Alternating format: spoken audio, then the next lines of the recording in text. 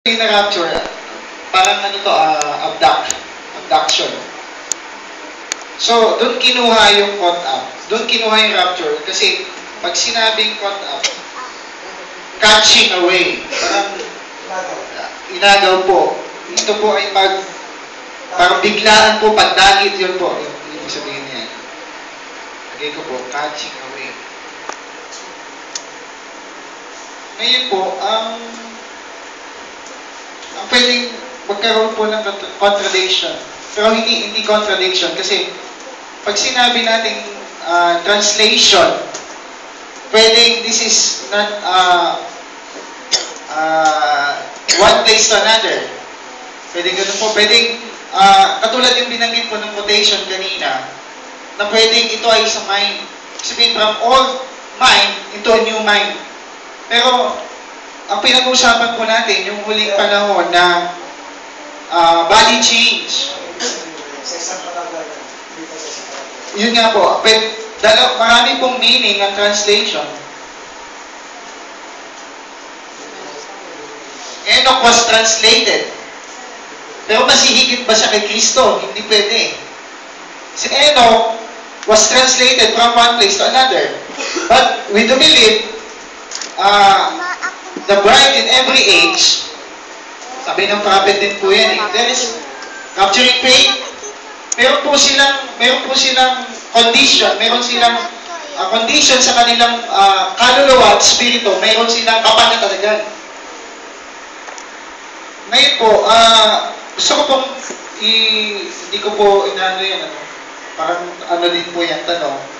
Nakalagay po sa Bible, sabi po niya dito, sa 1 Corinthians 15, sabi po dito, 51, we shall not all asleep, but we shall be changed. Anong klaseng changing po yun?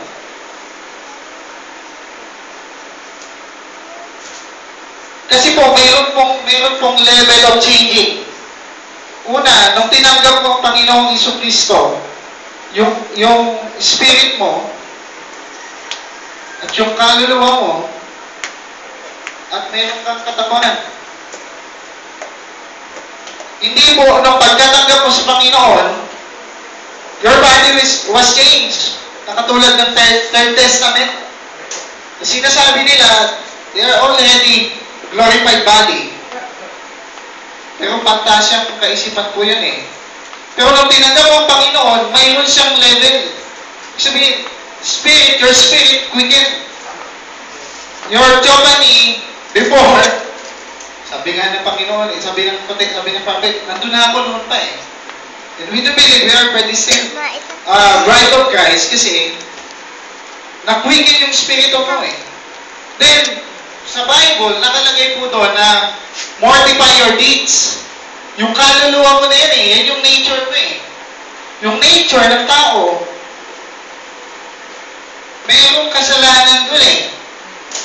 Sabi ni Pablo, may nalata po niyan, sabi ni Pablo, the sin dwelleth in me. May kasalanan tumataan sa akin. Ngayon, hindi rin after nung spirit and soul, kailan yung body changing? Kailan yung body translation? Yung po yung sinasabi ni Pastor dito kanina eh. Yung Laodicean Church Age, napakahalaga po yan. Napakahalaga ng mensahe ng propeta kasi pag hindi mo tinanggap yung mensahe ng propeta, sabi ng iba, kami lang yung tunay na iglesia. But you are close-minded. Doon sa sinasabi sa huling panahon na mensahe. Ngayon, pagdating po doon sa Thessalonica, alam po natin yan eh, kabisado na po din yan. 4:67. Thessalonian 4 po. Pansinin po natin dito. Nung sinabi niya dyan, ito ba ay literal o spiritual? Ito ay literal. Sabi po dito, for this we say unto you the word, that we which were all alive and remain unto the coming of the Lord shall not prevent them which are asleep. Ano sabi po niya dito? Sa 16, sabi niya, aagawin tayo eh. So aagawin, ano yan? Literal po yun eh. Ngayon ang tanong, Pastor, hindi ko po kukontent ito, no? Ang gusto ko pa sabihin, dito pa lang sa lupa, you are already cleansed. Sabi po doon sa Ephesians 5:26, washing of water by the word. Ngayon, yung salita na tinanggap natin, yun po yung lumilinis sa ating kaluluwa para po ang ating katawan ay baguhin at palitan ng lumang pagkatao. Yung inyuman na nasa loob natin, ito po yung inyuman eh.